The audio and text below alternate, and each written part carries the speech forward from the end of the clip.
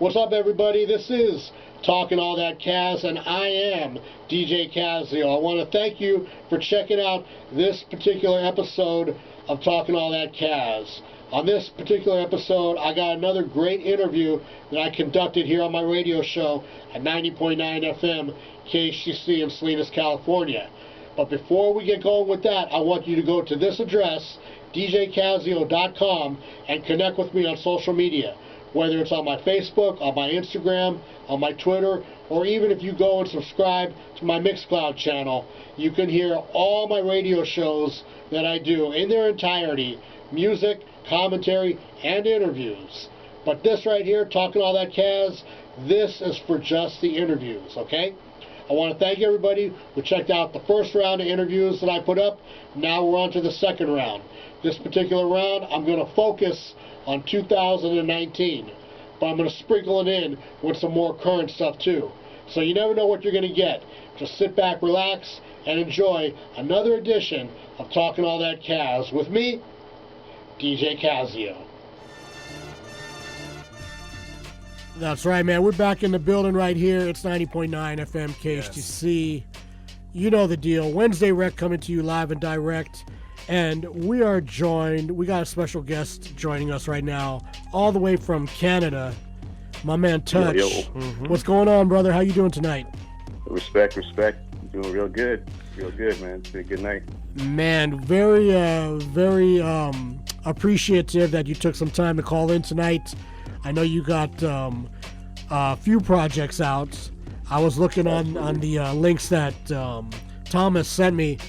And I didn't realize that you had, probably like 4 or 5 albums under your belt. So talk to me about the history of Touch. Yeah, I mean, I got 4 or 5 albums underhand solo, but in all reality, I got like upwards of 10. Nice. Yeah. I started, breakdancing, back in like 84, 85. Oh, man. And it was one of those natural paths. You know how some cats got the natural path to hip-hop. You start breakdancing, and then you learn to MC, and then you learn to DJ, you learn to produce. And just hip-hop has just always been part of my life.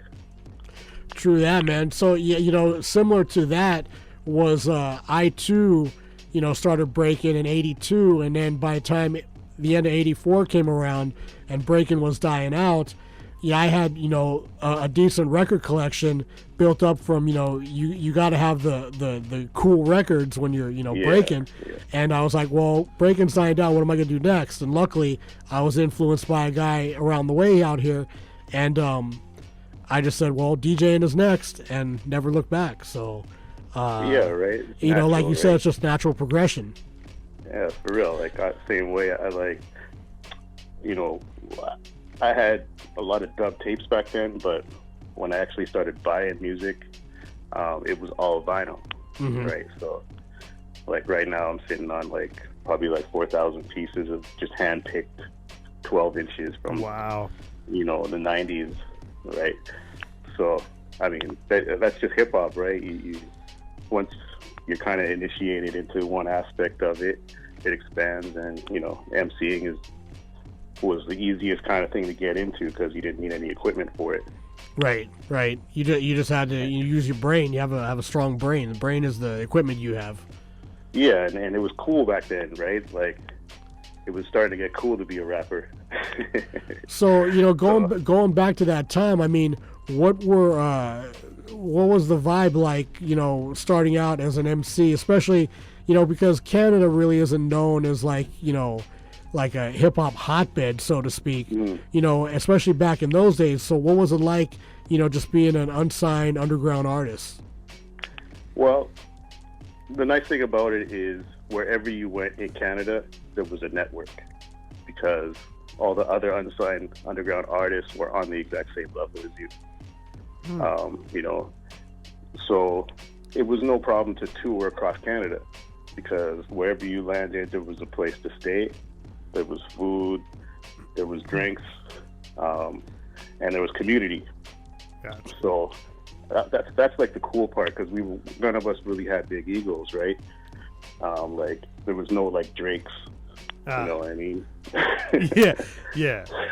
If Right, only, there was if only times could stay the same. Right. Right. Yeah. So I mean, it was healthy because the way Canada is, you know, it's like 3 hours to get from one major city to another, all across the country. So every city had its own like incubation and like isolation, and the hip hop sounded different in every city.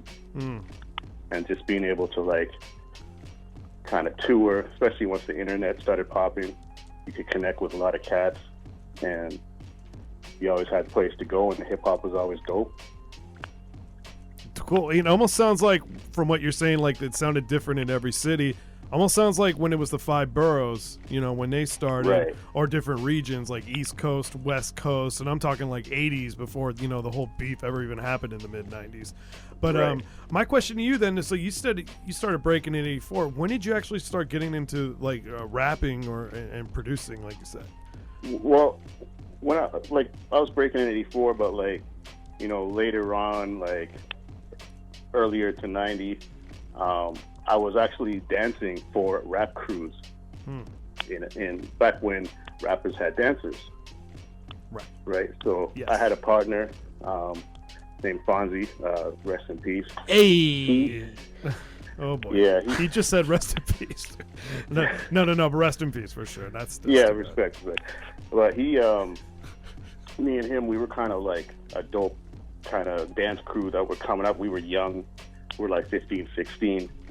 And one of the managers of the MC we were dancing for was like, "Hey, do you guys rap?" And I was like, "Yeah." And I didn't rap. Okay. And, like, that's what sparked it. Like, I was just like, okay, now I gotta learn how to rap, because I told him I could rap, and he just wanted a kids group, right? So I started rapping, and I started writing for like other people. I started ghostwriting for artists that were like trying to make it in the R&B. Okay. Like when I was like 16, 17. Wow. So coming out of being a backup dancers into, you know, actual artists yourself, that's almost the identical story of UTFO.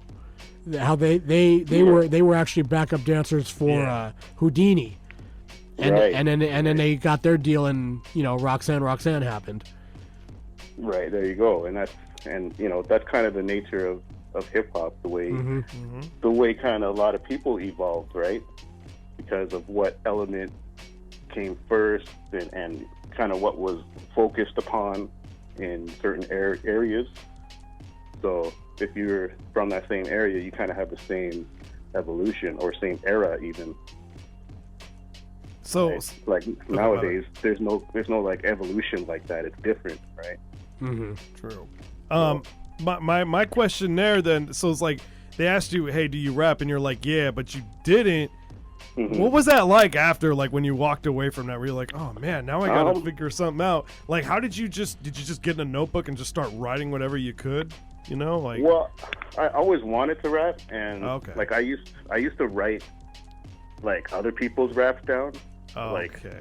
Like I used to like write Run DMC raps down and then like perform them for my mom and shit. Sorry, cursing there. No worries. My bad. You caught it. It's okay. But yeah, I used to like. So I always wanted to rap, and like we were like kind of lucky. We were like one of the first houses to get a computer. Like there was some sort of like government assistance program, and so when we got the computer, the only really thing I could do with it was write rhymes and play chess. Right. Hopefully it was battle chess. Anyway. Yeah. So yeah, that's. I just like I had the computer, I had the will. I'd written other people's rhymes down, so I just had to be creative. Was it you know, was access to hip hop hard, or was it easy for you, in the sense that I've always heard the government basically controls the media in Canada, so was it hard to gain access to what could be considered controversial an art form? Yeah, well, okay. It was difficult to get underground hip hop.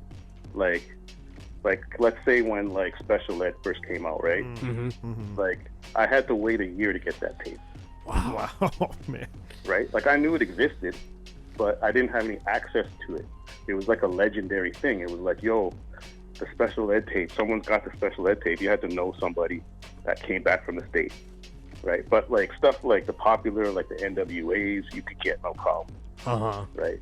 Like the super stuff that got pushed. But anything that was just under that, it was near impossible. Like you had to know, you had to really know your stuff. Like we had homies. That's how we connected in our hood. It was just like we had hip hop cats, and they had uncles in the States. So that's how we would go to their houses, dub their tapes. Got you. Right. Nice. Well, hey man, before we let you go, we're gonna as we let you go, we're gonna jump into the inner party. I found this record to be very well written. Talk to me about the premise behind the record.